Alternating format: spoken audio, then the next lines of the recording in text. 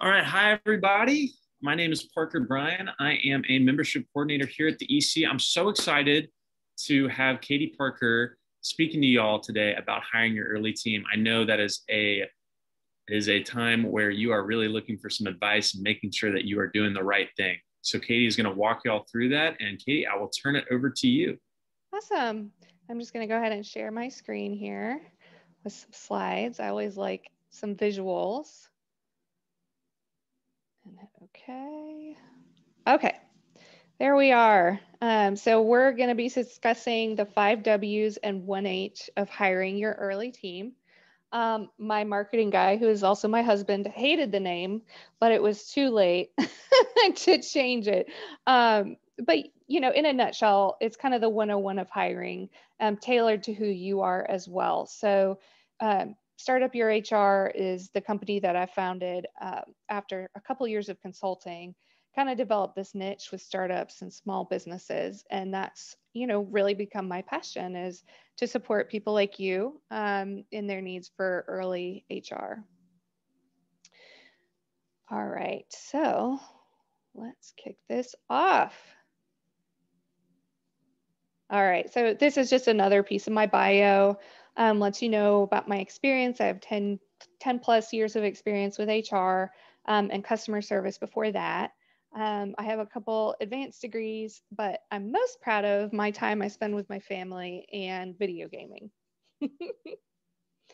And that's introducing myself, but I would really love to get to know you guys and your questions throughout. We're going to have, the ability for you to chat in a question. And then our moderator will be able to kind of break in and ask the question for us. Or you can save them till the end, because we should have some time for questions at the end. Awesome. So let's skip ahead. Let's start out here. So this might seem a little strange to you to be talking about who you are, who being our first W. And also you might think that picture is a little crazy given our current COVID situation. It is surprisingly hard to find visuals with COVID protocols. But yeah, so who you are is pretty important. Before you think about adding to your team, there's a couple things you want to get really clear about. So the first one would be your industry, and it seems to be very self-explanatory. You're the one starting the business. You know what you're doing, whether that's tech or healthcare or marketing or whatever industry that you're in. But specifically, I point that out because there are going to be different hiring trends and different kind of pay rates depending on some industries. Like, for example, I know biotechnology and pharma researchers are incredibly high demand for that right now, and there's not a lot of talent. So, if you wanted to hire that same role, it would cost you a lot of money. So that's the kind of thing we want to look at for our industry. Any questions so far on that? Awesome. The next thing is core values. And, you might have heard from another person, another advisor at the EC, or maybe someone else talk about the importance of core values, but this really is a foundational piece before you go to hire. And you need to be able to articulate what those core values are and how you want them to show up in your business, in your teams, and even in the recruiting process. Because if you don't have those established, you don't know what you don't know, and you can't go back and look through a search and be like, oh, I see we missed it here. They weren't a core values fit from the beginning. So again, know your core values. We can workshop that together at another time if you'd like to. Just ping me and we'll set an aside. And then employer brand is also really important. So for small businesses and startups, there's so much energy and excitement happening, but nobody knows who we are. And that's hard. That's really hard. So really getting a sense of what kind of employer brand you want to create and have that show up on your social, specifically your LinkedIn page, because anybody that you're going to have looking at your job that they want to apply for, they're going to check you out. If you think they're not looking at your socials as well, you're fooling yourself. They will check Glassdoor, they will check LinkedIn. Sometimes they might even check Facebook. And so making all your marketing materials and your social up to date to kind of express that personality is a big help. All righty. Any questions? Nope. Awesome. All right. So another point about who you're hiring. So this is a big thing to kind of identify. I've seen a lot of startups fall into this pitfall of everybody they hire at first is, CFO, CEO, COO. There's all these C-level positions, even when the person is maybe doing like a junior level role or even like mid-range manager type of role. So we want to be real clear about that, whether we're hiring leadership, like top talent, or other people, because that's going to make a difference on what they're willing to take as far as payment. So senior players that are going to have those C titles, they're definitely going to want some stock to be involved in your business. That's kind of a trade-off. They'll take a smaller amount of cash in perspective. They'll take a smaller amount of cash with strong stock offerings. But then you also probably want to set aside some stocks in a smaller pool for your first employees. And then, of course, this also goes over founders and contractors and consultants, things like that. But does anybody have questions about that, or maybe have an experience where they've hired somebody with that top title and maybe it didn't work out, or has it worked out? I have a question. Okay. I haven't even begun to think about stock. I'm just trying to do day-to-day stuff. What else is there for people who are just, early in the startup of their company without stock? What are some things that we could offer when hiring that first employee, not a CEO person, but an employee? I love your question, Tanisha. There's a couple of things you can do, and you can be creative. You're a startup. Nobody's there over your shoulder telling you, no, you can't do it. We've always done it this way. So I think that's pretty freeing. And if you're not comfortable starting anything to do with stocks, then don't. I promise it'll be a headache that you don't need. But as far as being able to attract people and get them in at a price range you can afford, I think honestly, culture and work-life balance becomes super duper important for that. One of my clients I recruit for, they're a small PR and marketing agency. So, their pay scales aren't going to match the largest marketing firms in the country. They just aren't. But they are, competitive for the size and region that they're in. So, definitely making sure you're mindful of maybe closer to a startup comparison with pay. And then also too, work-life balance really, really matters to people right now. We've all been forced to go home for work for the most part. Our families are there, our animals are there. The ability to have that choice on where you work or have a culture that supports you is pretty important. Did I answer your question, Tanisha? Yes, you did. Thank you. You're welcome. And we'll probably touch on some things that kind of go into that question as well. Who you're hiring. So kind of riffing off of that, I gave you guys our accountability chart to look at Startup Your HR. So I say accountability chart because if you'll look closely, you don't see super duper fancy titles. What you do see is who is the senior team right now. It's myself and my husband, Austin. And then anything else, any other position is going to fall under these three categories: sales and marketing, operations, and finance. So if you'll look up here, for example, Katie Parker, that's me. I'm the visionary. I'm, charting the dreams and direction of the company. I'm also operations. So I handle all the client contact and the actual work. And I'm finance and I'm HR. So right now I'm wearing all those hats. a job description is not going to really be able to capture that for us. But this kind of format does, so that we know, okay, we've reached a certain level where I just can't be responsible for finance anymore. And then we'd come down here and see, okay, well, we've already anticipated this becoming a challenge. What we need to do next is hire a bookkeeper. And having just a really simple accountability chart like this is, I can't even tell you how helpful going forward, to not be scrambling. And here, were you going to ask a question, Shamika? I was just going to say how when you see all of those different categories in a small businesses, how we do all of those ourselves. It's like we're doing the work of like 6 people.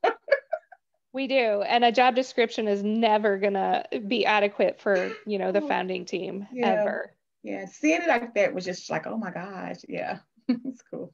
Yeah, absolutely. I know I'm feeling that right now for sure. Gosh, some of this is I'm good at it. Some of it I'm okay at it and I know how to do it. And some of it is like, I don't know how to do it. And I have to spend a lot of time researching how to do it. So I feel that. This slide just kind of gives you a little bit more of what we're talking about in terms of who you're hiring and how to prepare that information. I'm a big fan of job profiles, as I mentioned, because you can include all those hats, like Shamika's pointing in. You can include, okay, this next person, they don't have the luxury of one job description. They're going to need to help us with sales. They're going to need to help us with marketing, and you know, they might also need to supervise our intern program. So that would go in a job profile. I think job descriptions are useful once a company is more established and you have already had those roles that kind of solidified into one thing. Any other questions? I'm sorry, can you elaborate on that? So you're saying job profiles at the beginning and then job descriptions when you're... Yeah, after a few years of business where you'll kind of develop like, okay, I brought in this person to do these things. And, you know, it's kind of like forming into, you know, a solitary role that I could put a title to and all these examples of what they're doing. But I just find with startups and even small businesses, they don't have enough information to create a job description. All they know is I need this person to be accountable for sales. I need them to be accountable for marketing. And so that really helps you create a job profile. And you can kind of riff with it too. Whereas if you create a job description, it's more static. It's not really a living document. It's more of like an arbitrary thing. So a job profile, I think, will get you really good reception with your future employees as well. It's just easy to understand, okay, I'm responsible for this. And you already have that mindset of reporting to it and owning it. I've got a question. Yes. I've been doing my financial forecast, and the way I'm developing the structure of my company comes back to what you're saying about a work-lifestyle balance. A lot of employers don't even consider that. They just want everybody to work, 40 hours and get their blood, their blood and everything. I've actually structured everything so that people get paid full. It's going to sound nuts. I actually was inspired by Richard Branson. That full-time people will get paid full-time wages. However, that they'll do job share, and they'll do job share. Ah, yes. But how I've done it, because I don't play by the rules, I just make up my own. And so wanting to create a work-lifestyle culture, and I've factored it all into my forecast, and it balances out and works. So the strategy will be people will work full-time, employees will work 20 hours a week and do job share. So there'll be 2 people per position. And then the other 20 hours even though it'll have to be logged for auditing and for insurance purposes. But unless, as long as it's legal, the other 20 hours, they must participate in a lifestyle activity of their choice. It can be spending time with the kids. It could be going to the cinema with your friends. It could be going away for a couple of days, camping with your mates, whatever. And this is how I've not come across anybody that's doing that, structure before. Yeah, Kelly, that sounds really innovative. Well, I've done the forecast for it and I can make it work.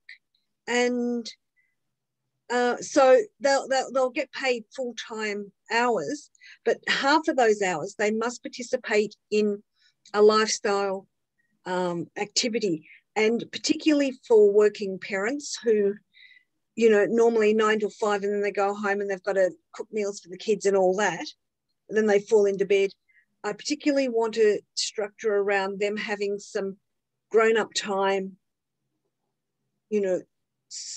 for that, for themselves, so that they're not run ragged. So that, I'm just wondering what you think of that idea.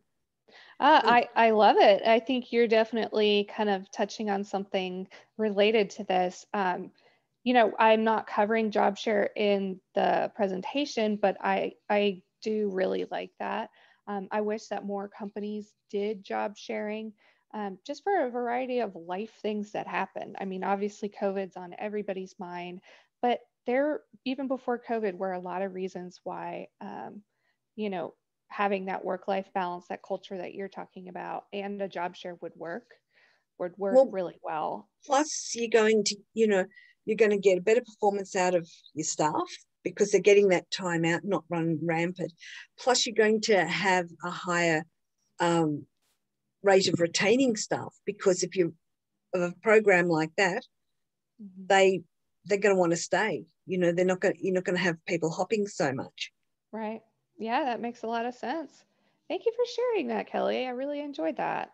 That's okay. All right. Now this is the part of the presentation where we go over employees and contractors. Take a deep breath.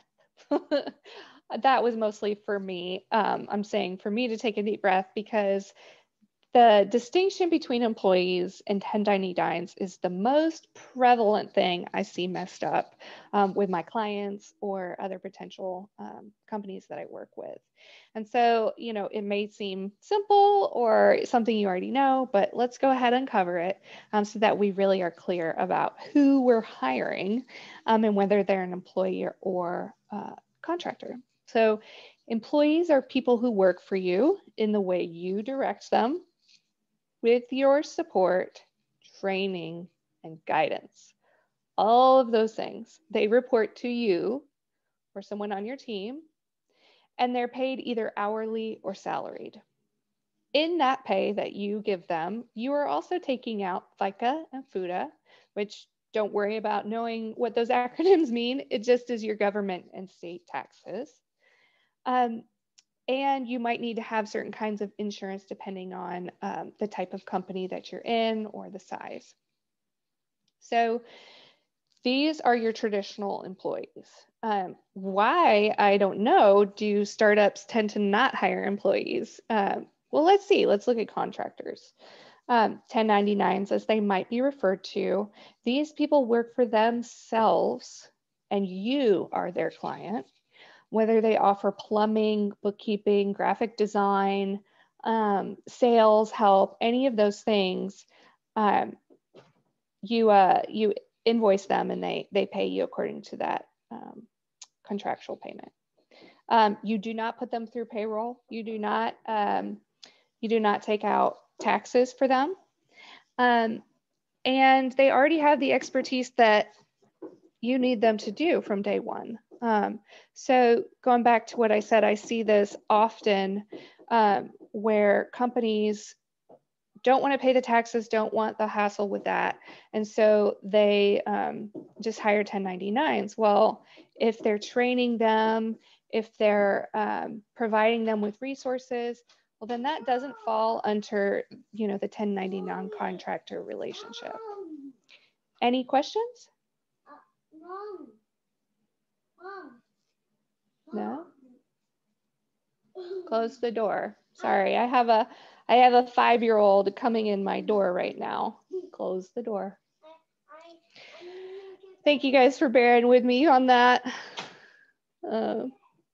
Okay. So as I was mentioning, not every role works for a 1099 arrangement.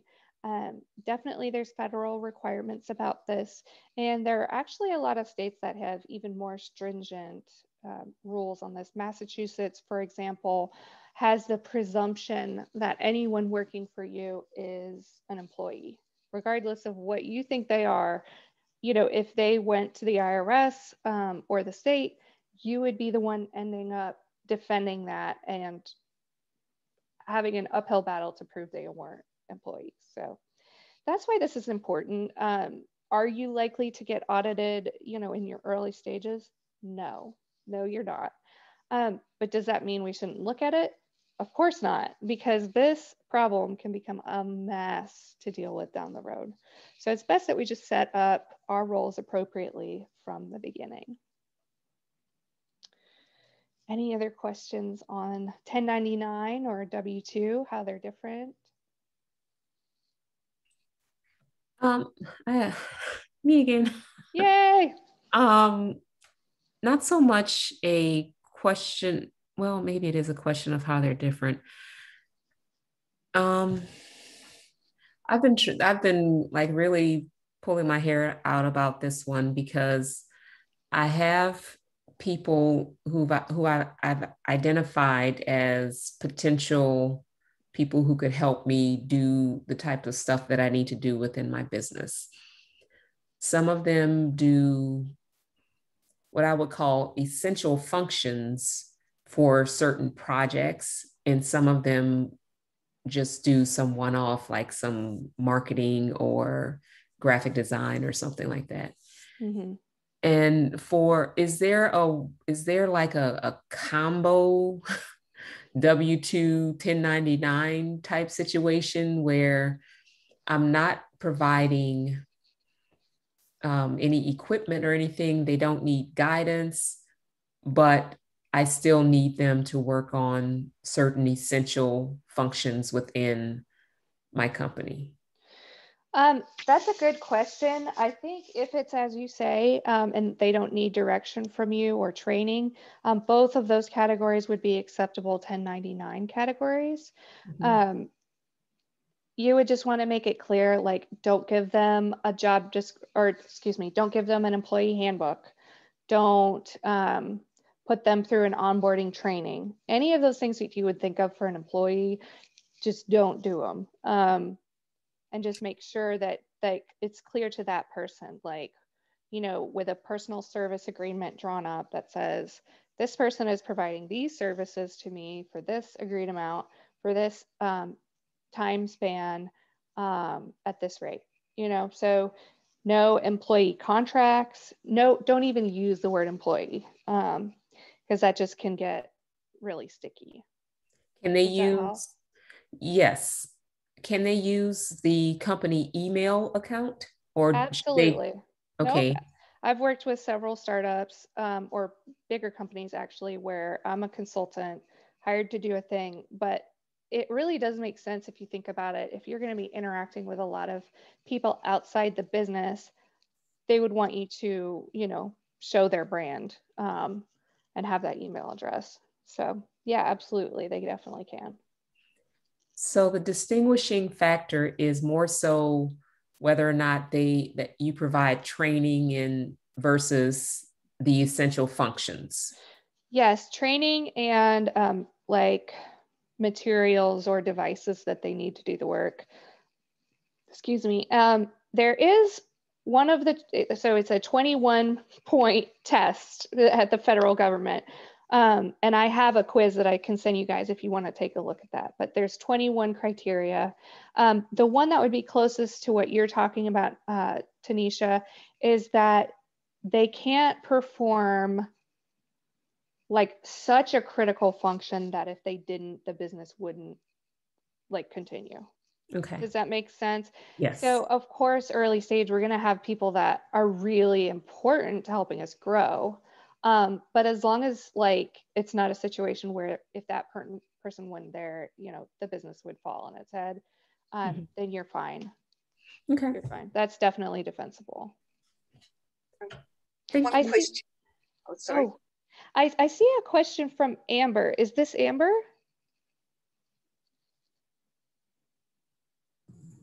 Yes.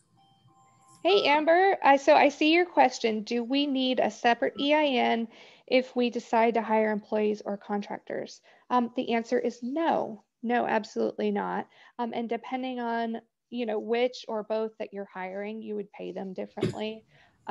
But yeah, as far as the tax documents, you're going to send them at the end of the year. Both types, you know, a contractor or an employee getting an I-9, both of them are going to have your EIN on it. So there's no need to get another. And I would actually say, like, please don't, because you would make things a lot harder on yourself with the IRS. Okay, thank you. Because when I was doing everything online, it said something about a separate EIN and I just got confused. For sure. What were you doing online, if you don't mind sharing? Maybe I have some ideas. I was getting my EIN for my LLC. Okay. Oh, perfect. So did you get it? I did. Oh, okay. So here's the thing is, you know, because we just recently went through that process. My business had been sole proprietor for probably about 5 years. And so we just did that very same thing, Amber. And it's just a matter of like, if you do have payroll, you're going to switch to an S Corp rather than sole proprietor or LLC. But no, you don't need a new EIN to be able to pay contractors or employees. Okay, makes sense. Thank you so much. Of course. Just another question. Sorry. What's your view on balancing, you know, skilled employees with interns? Because, you know, the big thing you see looking for jobs is they want 2, 3, 5 years experience, but nobody can get their foot in the door to get that experience.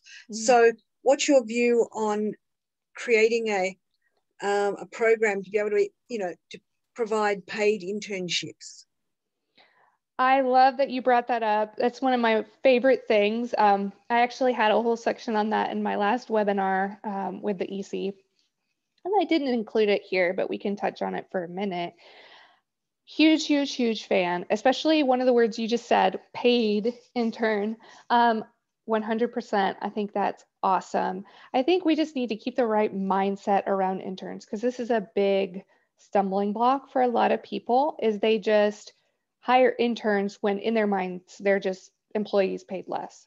And that is absolutely not the case. The government will intervene on that and say, definitely not. The idea you have to have in your head, Kelly, is that you're providing equal or more value to your intern, right?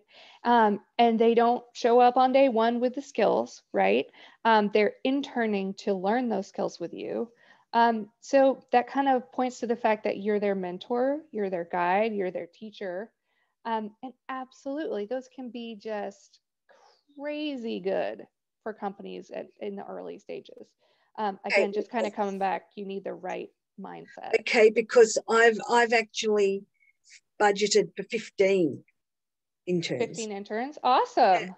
And one other question, and it's possibly something you'll cover later on, Sure. is in terms of minimum, and I'm asking, this might be more stuff that you guys know because you're over there in Tennessee and it's just a bit different in Australia. What the minimum wage is for interns, because I've budgeted in for $20 an hour. Wages over here, and our minimum wage is a lot better. Plus, what one of the things that we have here, which I'm incorporating into my business for over there, is we have 4 weeks paid holidays, and on top of that, we get what's called holiday pay, which is a 17.5% loading on top of, of what our like weekly wage or would be. So they're the things that I'm bringing across and incorporating into my business and in fact it into the thing. It's not something you do over there, but I'm just sort of curious about, you know, what the minimum wage for interns would be. Yeah, that's a great question. It's going to vary by state. Usually both states either just accept the federal rate or make it higher. There is kind of a big trend in a lot of the states in the US making that minimum wage higher. What is that minimum wage, just so I can be aware of it? I think $7.25 might be the federal one, and then, you know, state to state, or sometimes even city to city. So, you know, I'm in Nashville, we would have a specific minimum wage in Nashville. Okay. So yeah, I know that will definitely be different here to Australia, but that doesn't mean that you can't have a very successful intern program. I think, you know, you have some awesome ideas, the holiday pay, all of that. I think, you know, you'll have some good things going on with those interns. Thank you so much. Of course. All right, so I think we've pretty well covered W-2 and employees. Now, what? We're going to do the what to include in your process. This is the most simple form of my process that I use with my clients that I want to share with you guys. And we'll go into a few details that are kind of in between these steps. But first would be your requisition or preparation. And I know that's a very HR word, but it just means you get together your job description and you get it posted. That job profile, excuse me, not description. Step 2 is going to be your candidate review.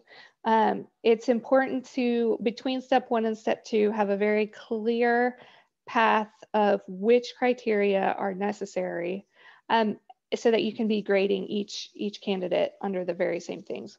I generally make a spreadsheet for mine, and as soon as I have that job profile, I'll put along the left hand, or I guess you guys are watching, we're mirrored, put along the left hand side all the things that are in that job profile. So, you know, accountability for public speaking, you know, technical experience with Salesforce, or any of those things, even soft skills like communication, content writing, all of that. You put it all in the same on the left column.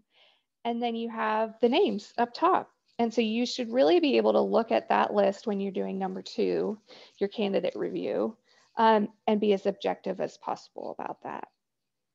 And you're going to lose people. It's very similar to a sales funnel where it's big at the top and then it kind of comes down.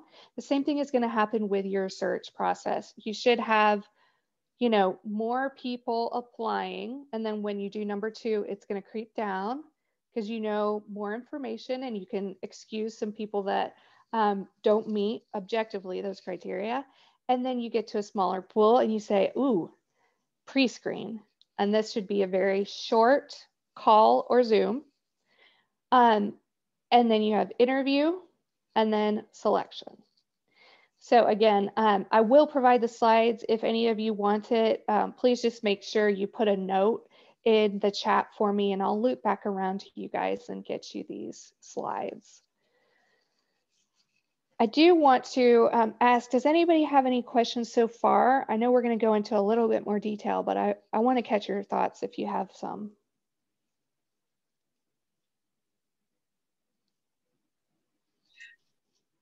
I seem to be dominating. I don't mean to.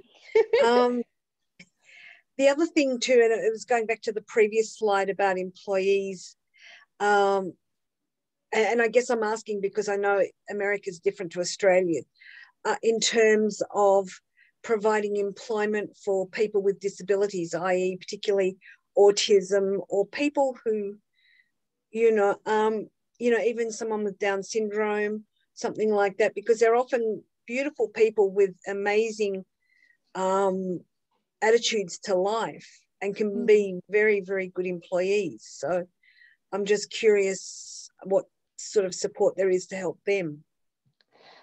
I'm not sure I fully understand the question, to be honest, Kelly. I am a big proponent of reaching out to those groups. that is definitely a strategy for making sure your recruiting process is inclusive. But yeah, I'm not sure I really fully understand your question. If you could maybe repeat it. Right. I was just curious what the culture is like over there in terms of, you know, hiring people with disabilities and providing. Oh, sorry. Yeah, no, my mic is on. And providing employment for people who, you know, I mean, obviously there are some people with disabilities who just couldn't possibly work. That's not what I'm talking about. But, you know, like you mentioned, you love gaming. Well, a lot of people with autism are brilliant with the gaming side of things and that computer side where they're not necessarily having to interact with, you know, other people on a real social level. Yeah, I think I understand your question now is, you know, just how does the US compare? I love doing that with my clients. I would say, you know, not against the others that I've worked for, but many people, I believe, over here don't really know the right channels to engage candidates like that. So it doesn't happen as much as, you know, I personally would like it to. And it also kind of depends on the role. So, you know, high level critically analytical roles, you could hire someone with a physical disability, no problem. But some of the other ones, mental disability. Yeah. I think, you know, people don't look into it, not because they think it's a horrible idea, but because it just seems overly complex to them. So, right. So that's something that gives you an idea. Could help us, you know, help some, you know, someone in their business with. Yeah, absolutely. All right. Sorry for dominating. Oh, it's okay. I love the feedback, Kelly. Thank you so much.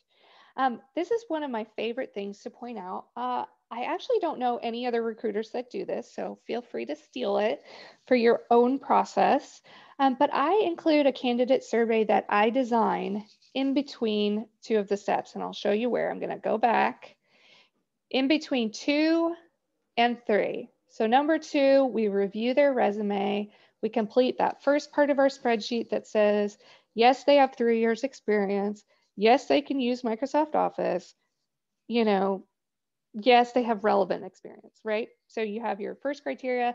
And then I love to send them a survey. And I do it at this point because it allows them to write a little bit more. I'm not sure if you guys can see, but a lot of these questions are open-ended. So it says, number 2, tell us about your favorite and least favorite work project. If you notice, there's no right or wrong answer. It's not a leading question, so they really have to think about it and answer genuinely. Let's see, another one, number 3, what is something related to your field you'd like to learn more about? And it's really cool to see personalities and also communication styles come through a document like this. And it gives you more information that helps you figure out if that person's a match to the job profile or not. Or maybe they are, but maybe there's some things that they're writing that seem like a very obvious you know, rub against your culture, right? So I do really like to do this survey. You can change it up, put it wherever you want. I do put it at this point. You don't want to do it earlier, even though I think on LinkedIn, you do have the option to add questions. I just find that people don't take the time to answer them if it's the very first thing, type of contact that you have with them. People are just not going to do it. But once you've already engaged with them and reviewed their resume, I have good response rate on this. So 95% of my candidates will go ahead and fill this out. Any questions on the survey?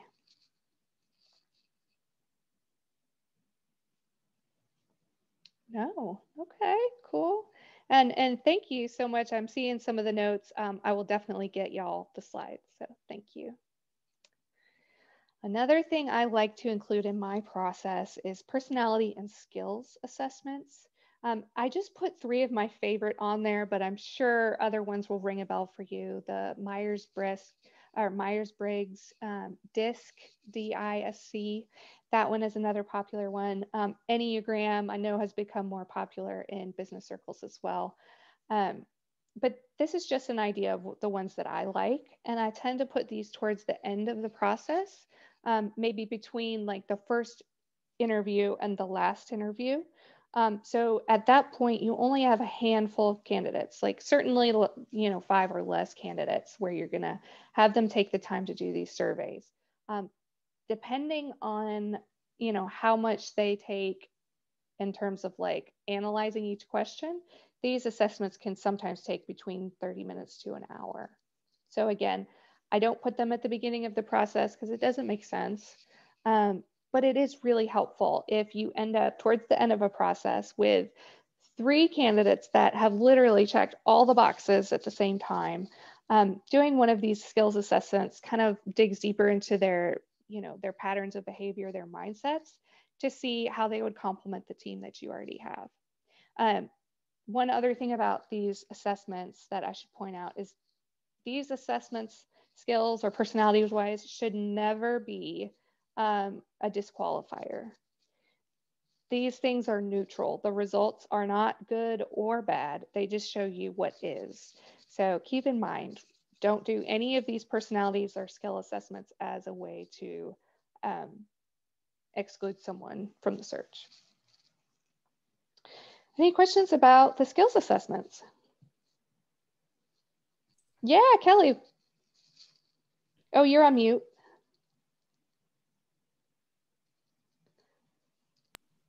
Sorry, I'm just trying to fight back cats at the same time. In terms of with the interviewing process, what's your view? Because you might have a candidate who, from the perspective of their work ethic, their personality being sort of suitable to the work culture, but they're perhaps a little less qualified than somebody else that's got all the qualifications.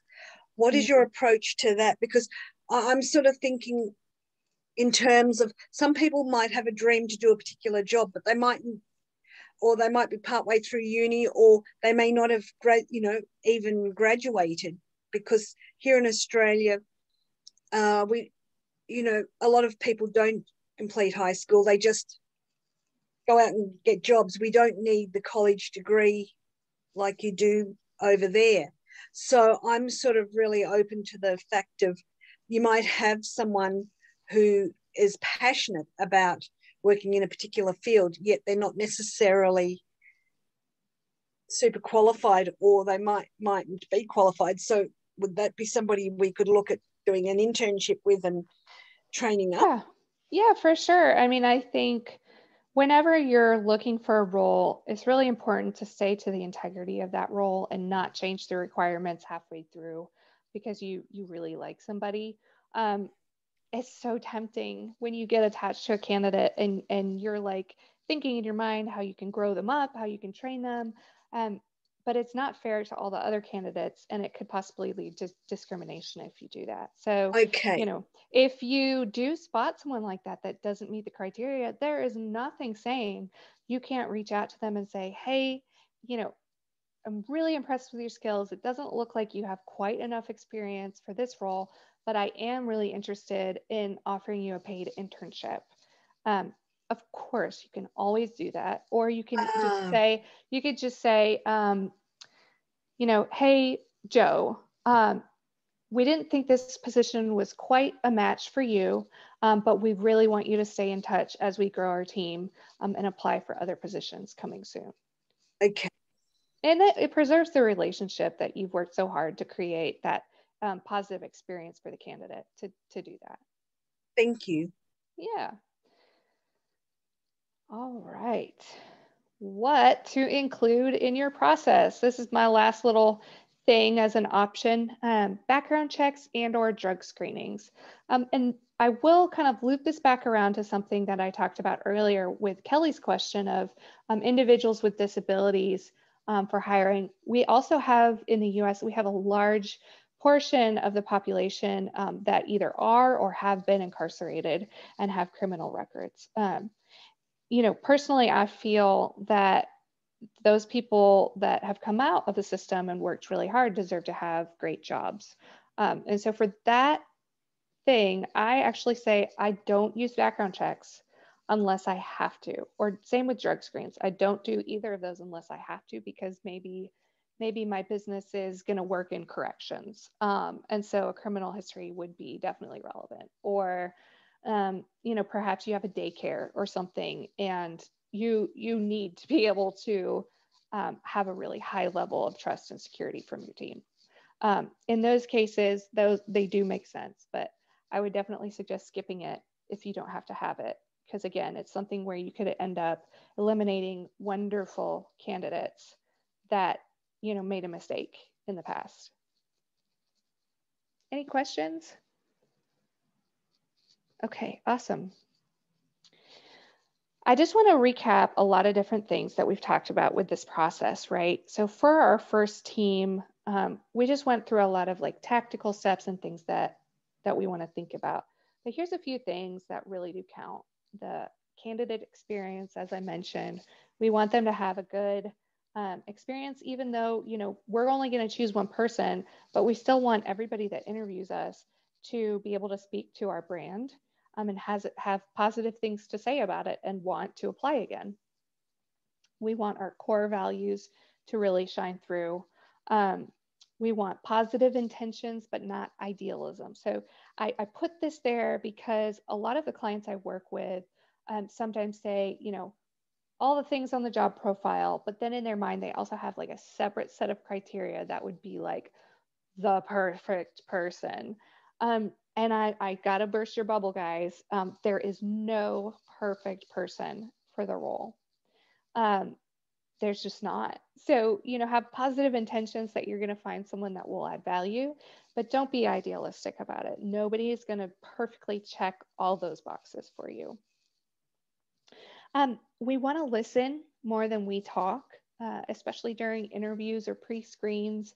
When they have the floor to talk, even if they have an awkward pause, that still says something that you respect their thoughts and that you're eager to hear from them. If we just talk through the interview, well, have we really found out anything about the person? No, of course not. So definitely listen more than you talk and keep it comfortable. So with the pre-screens I end up doing for my clients, I definitely say at the very beginning, hey, I've got 10 questions for you. We have 30 minutes. I want you to know this is a chat. Like, I don't want you to be stressed. There's no right or wrong answers. Let's keep this conversational. And, I don't really find people that are too nervous after that. It's pretty much like 1 in 100. And I get great insights into who they are that way. My last note here is that reference checks are awful. I know it doesn't say that, but really, if you go take the time to call several references for a candidate, if you do get through, it's a canned response. So you can't be sure, how truthful it is. Not that people would be lying, but they probably like exaggerate how awesome that person was. And employers, if you're talking to them as a reference, they legally, at least in the US, I don't know, Kelly, about in Australia, but in the US, like legally cannot say anything bad about the person that worked for them. So again, why are you doing it? Why are you taking the time to call when the data you get back is not going to be valuable? Sorry, just one question. Through the process, if you've narrowed it down to say 5 candidates, is there any sort of like workshopping to see how those candidates work together on a project? It might be just a little game. Like, for instance, I know it sounds crazy, but it just came to me that there was one guy I read about who had a business, and he would take, the final candidates out to lunch, and he would observe how he would treat the waits, the candidate would treat the wait staff, which would give an indication into the sort of personality. I'm not saying everybody take candidates out for lunch, but I'm just saying it's when you're interviewing, people will put their best foot forward, not necessarily see their true colors. So, and particularly in a little group environment, you really start to see the dynamics bring out people's personalities. Sure. I think one of the ways that we do it with our clients is that last interview is with multiple team members that have different personalities and different backgrounds. So we bring that diversity to the table. And then the other thing is we often were asked for either a work product, if it's some position like marketing representative where they have actual marketing work that they can show us, or we give them an assignment. So again, this would be very end stages. They meet all the other requirements. You have 2 or 3 that you're, kind of torn between. Give them an exercise to complete. Maybe for your full stack coding person, maybe those last 3 people need to create a web page using multiple languages, and then you can actually see their work. But Right. You definitely want it to always come down to the role and to the value that they're able to have. Whatever you choose to do, don't just give it to one, give it to all those people that are in that process right then. Thank you so much. Yeah, thank you for your question. This seems a bit obvious as well, the where. So I don't know if all of us are in our home offices, probably a good number of them. But that brings up the point that virtual work is not just the future, it's already here. I know it's imposed on us by COVID in a lot of places, but a lot of people have grown really used to that and are comfortable with that. So even if your role is going to be in person in the office, I do recommend that interviews, at least the early ones, be done virtual.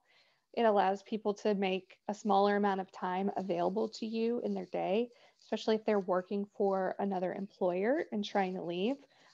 They would be able to just exit the building and take the interview in their car or wherever they felt comfortable.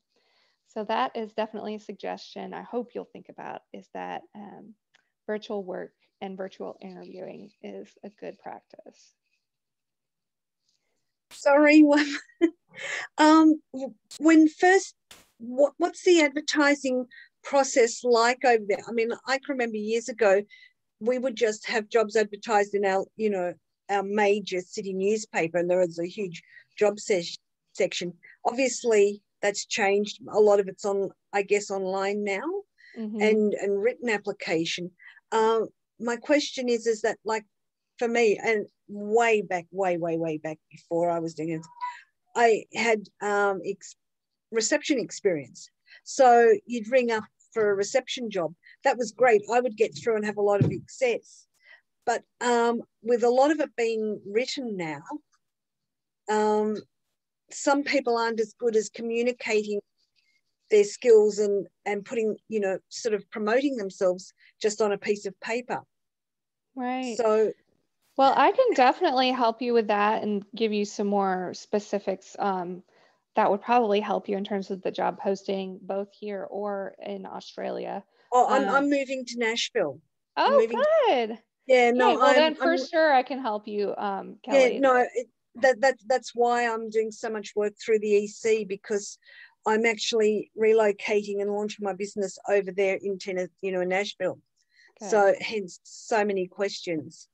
Well, yeah, Kelly, and then anybody else who has questions where it'll take more than a few minutes, please set up some time with me. Email me, or you can go, let's see, I'm going to send you guys a thank you email. So my contact info will be in there as well. Now, I don't want to run out of time for these last ones, just so that we can have some time for additional questions. The why and the when, these are our 2 last W's. Why? Well, maybe we just purely need extra capacity to do something. So that would look like I have 20 clients at my highest level of engagement. Yeah, at some point, I'm going to need another pair of hands to help me with that. You could also need to hire someone for strategic needs. So let's say you're, bringing your product into a new market, but that you don't have experience with. Well, bringing somebody onto the team that does have experience in that market would be obviously very beneficial. And then subject matter expertise. So, whether that's IT or, a medical type of role, but there are a lot of situations these days that having a subject matter expert is really a great thing to add.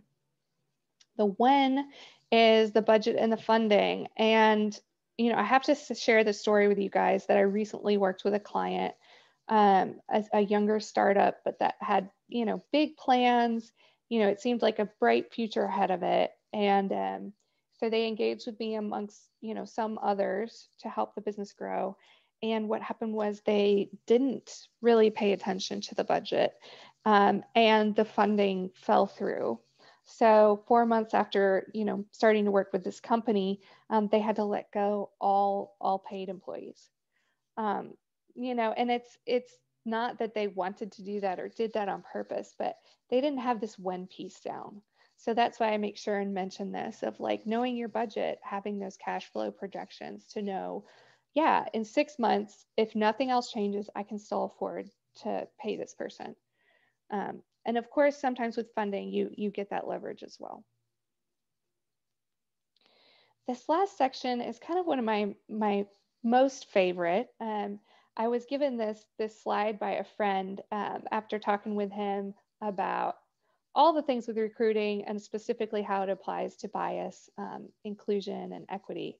So I definitely wanted to include this. Some of them we've already touched on, but let's go through them. For number one, use various recruiting sources, including non-traditional resources. So Kelly, that's one of the things I'll talk to you more about when we get a chance. It's important to not just post your job on LinkedIn or only on Facebook or only anything really, because you're only going to be attracting that dominant demographic on that site. So getting things out to nonprofits, for example, or state-run job boards, or maybe there's a meetup group. All of those are really good places to add to the mix. You want to edit those job descriptions, which we are calling job profiles, for inclusivity. So we can't help but talk from our own experience and our own lens. So it's good to maybe have someone else that's not, so similar to you, read the job description and see if it appeals to them. If not, you have some work to do to make sure the language is inviting to all people. The third one here. Sorry, can you help us with that as well? With yeah. The job. Yeah. Yeah. Okay. Sorry to interrupt. Yeah. Oh, you're fine. No, it's great. Reviewing resumes blindly. I know a lot of big companies that are able to do this through software. I personally don't do it, but I have kind of a workaround for it, is that the person that's doing the resume review and the pre-screen is not the person that will make the hiring decision. And that's, giving specific criteria to that first person, to the fact that race, gender, sexual orientation, disability, any of those things don't matter. And, we can't unknow what we know, right? So that first person knows those details, but they do not pass that on. They just pass on candidates that check all the boxes to the next person. So that's one way I kind of go around that a little bit. It's not foolproof, but it definitely helps. We want to define clear criteria for assessment. As I mentioned, I use a spreadsheet for mine, and it just makes it really clear and obvious if people are a fit or not. And then include multiple individuals with different thinking styles. So back to this idea of having multiple people in a final interview. My husband and I think very differently, and we have a very different set of skills. So he's very creative, a little bit more quiet, but super thoughtful. He sees things all the time that I don't see. And I am just this, big ball of energy. I'm action oriented. And so sometimes I miss stuff. So yeah, having someone else there with you that has a different personality often will get you some good insight there. And that is the end of our content section. I know there was so much more I could have included, and a lot of detail that I'm happy to provide you with if you want to actually use the tools that I mentioned here, or do a one-on-one with me to look that over. I would be more than happy. I'd be thrilled to talk with you. And then it looks like we're right at 2, but I'm happy to stay on and answer any other questions. I do have your emails in the chat. Looks like Kelly. Oh, there's quite a few of you. Anyways, I'll go through and make sure that y'all get the slides today. And then Katie, yes. Oh, sorry, I know in this last slide you've got for pricing and scheduling, please contact you. it's just right at the moment I'm in the midst of putting together a budget.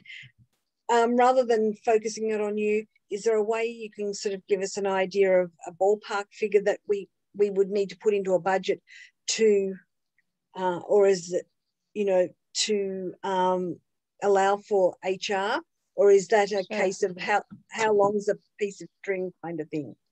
Yeah, I mean, Kelly, that really goes to the gut of like why I started Startup Your HR. After consulting, I saw what else was out there in the market. There are plenty of other HR consultants.